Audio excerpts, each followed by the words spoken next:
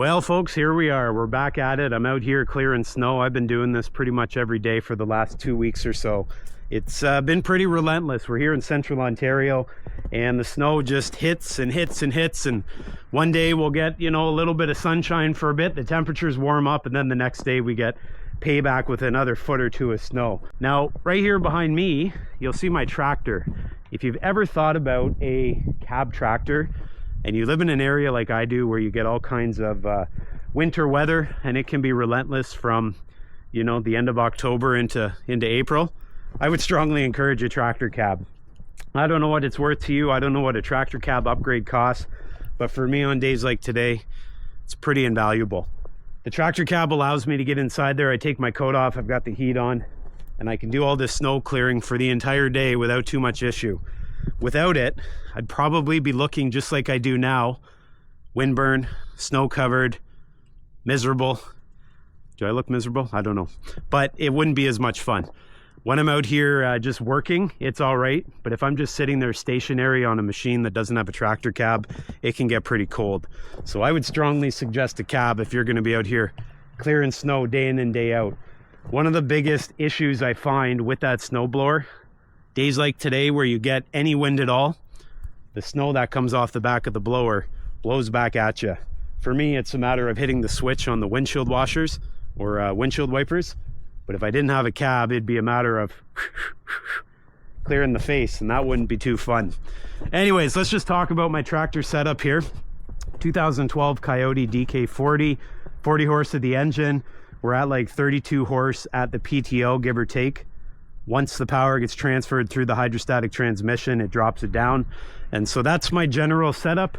I don't have chains on the front. I do have chains on the back. These are Trig, T-R-Y-G-G. I think these are called Fast Track. They've got the square welded stud on there. These have proven to be very, very valuable. When I first got them, I thought they were expensive, but they are certainly worth it in my opinion. I've considered putting some on the front as well, because on some of my trails what happens is if it's off camber, so like a side hill, the front will tend to slide left and right. So I'd like to have that at some point. Just right now, this is the setup. At the back here, MK Martin Meteor, 78-inch wide snowblower, PTO driven. I've got my rear remotes hooked up to the chute so I can rotate it. Now, in the area that I live, on the rare occasion where we get these snow events, and although I say it's rare, we tend to get it every year, I sometimes want a bit more horsepower. I would like maybe 40 horsepower at the PTO, which means I'd probably get into a 50 horsepower tractor. And I think I'd like just a little bit more horsepower, because sometimes I have to slow down when I'm going through the thick stuff. And so if you didn't want to slow down like that, a few more horsepower would certainly help. But that's my general setup. I'm really liking it. This thing's got a lot of miles on it. It's been very reliable. Just some grease points on the bearings on the end of the shaft there on the auger, and that's it. So very good unit. Now, one thing some people will mention to me, I need a front mounted blower, and I would like a front mounted blower, but I use my bucket, and I use the forks, and I use the grapple, lane shark. I use all that stuff so often that it wouldn't make sense for me. I need to have the loader available. Not to mention, days like today, I'll probably come across 4 or 5 trees over the trail, and I want some way to lift those trees off the trail so I can continue snow blowing. I like having a loader on there. One of the downsides of that, as you know, is you have to face backwards while you're snow blowing. If you watch me snow blow though, I'm not always facing backwards. I'm sort of side seated, and I'm also sometimes forward facing, and I'm just using my mirrors. When the trails are wide open, I can face forward and just look in the side mirrors. If the trails are narrower or I'm backing up to a piece of equipment, then I'll turn around and watch real closely. But I think if you had a wide open space like a laneway, you could probably face forward. In fact, I had a rear mounted camera for a while, and that worked out quite well as well. Anyways, that's my setup. It's getting downright chilly out here. Just a few more things I'll mention. Look at the snow load on top of the roofs around here. They're getting pretty heavy. If you've ever seen me build stuff like this and you wonder why I'm building it to a certain spec, it's because I want to overbuild it, because days like today, That snow was actually higher up there, and then we got a day where it was above freezing and the snow compressed. So that weight up there is quite significant. So overbuilding things, including my new sawmill shed, is what I'm often striving for. You never want to have it collapse on you. You got a lot on the line. And so safety number one, overbuilt. That's absolutely what I'm going to do. Looking over here, you're probably seeing this in the background too, wondering what's going on. I was out here yesterday and I had cleared this off because I was going to split some wood today. And then I got back out here this morning and I looked and I thought to myself, I give up. I'm out. So I'll clear this thing off again, but it's not going to be today. It's certainly got to be number two, because I've got all these trails to open up. I've even got a mini excavator down there that I got to get uncovered. Oh boy.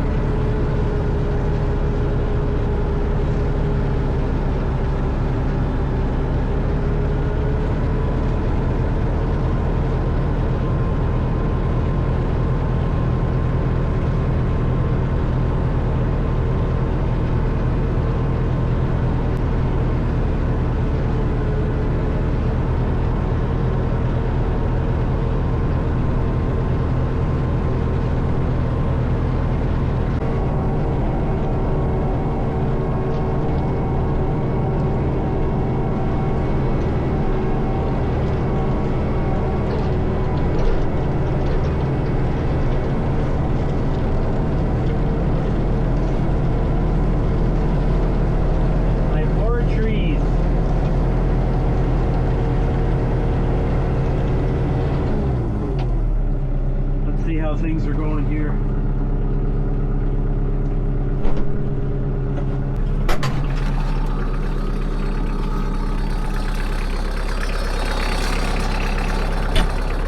One of the saddest parts about this storm, or should I say 2-week storm, is this. I'm losing trees left, right, and center. And this is nothing. The further you look in, the worse it gets. If you haven't seen this before, check out some of my previous videos where I saw it starting and now I see it finishing. So you can see trees, they're breaking. These two here, they'll probably be broke at some point over the next 24 hours. These ones here, they're goners for sure.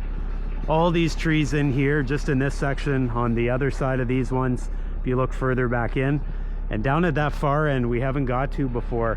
It is quite bad just from what I can see from a distance, and so I'm gonna have one heck of a cleanup in here.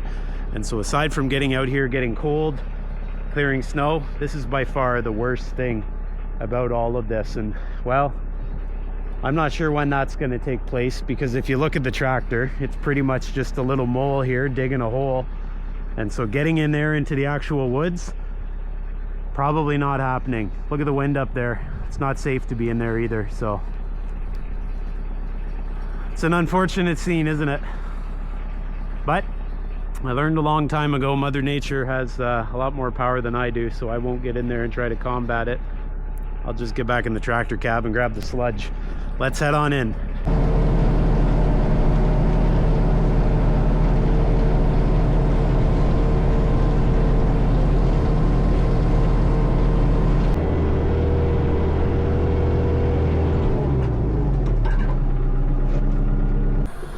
I was gonna get out to have a look, but as you can see, it's pretty much a blizzard out here.